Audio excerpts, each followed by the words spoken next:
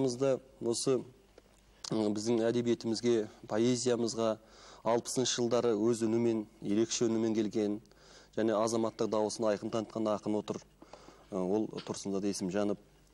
Тұрсекең де мынау сол жаңа 60-шы жыл әдебиет келген буынның атынан, қазір өнімді еңбек етіп жүрген буынның атынан өзінің Абайға байланысты, Абайға қатысты бірер ойын айтуға ықылас білдіріп отыр. Ал енді сөз кезегі өзіңізде, Тұрсекең. Бүгінгі хабарға келер алдында өз өлең кітаптарымды ақтарып, Абайға соққан тұстарымды қайталап қарадым. Бірде тұр тарихта тәкәббар талай жалғыз, біздер оның қасында қарайғанбыз. Ғалымы көп қазақтың Шоқан жалғыз, ақыны көп қазақтың Абай жалғыз деп жазыппын. Енді бірде еліме перзент деген атым барда, жеке итпен ит болуға хақым бар ма? Алысу мыңмен жалғыз, мәңгілікке Абайдан қалған мұра ақындарға деген топшылауға жолығамын.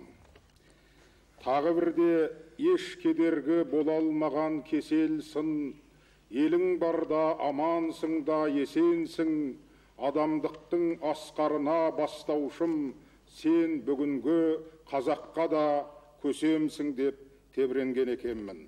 Жұрт аузында Абайдың атақты өлеңдеріндей жатталмағанмен, адами қоғамдардан ашқан сыры жағынан, бойлаған тереңдігі, самғаған биіктігі, қысқасы көркемдік философиялық әлемінің кеңдігі жағынан озық түспесе олқы соқпайтын мына бір шығармасын толғап көрелік.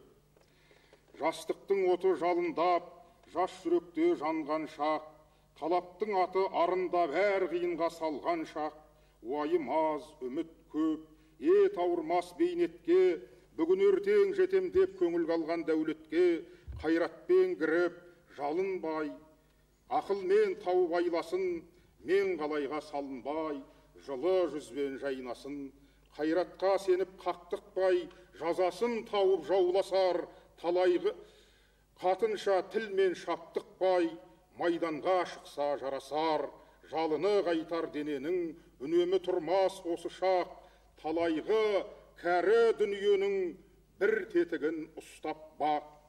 Құйрығы шаян, бет адам, байқамай сен бе құрбыға, жылмаңы сыртта, іші арам, кез болар қайда сорлыға.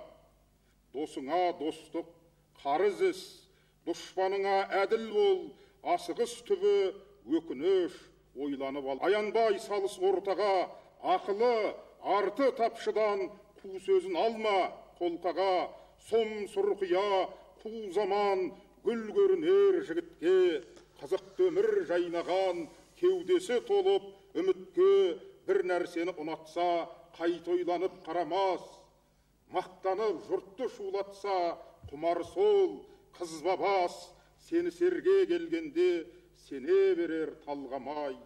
Жұрты құрғыр сенгішке тұрама қулық жалғамай, ары кеткен алдағыш мен ағалда сөкпейін, балы тамған жасқамыз ормасаңшы көктейін.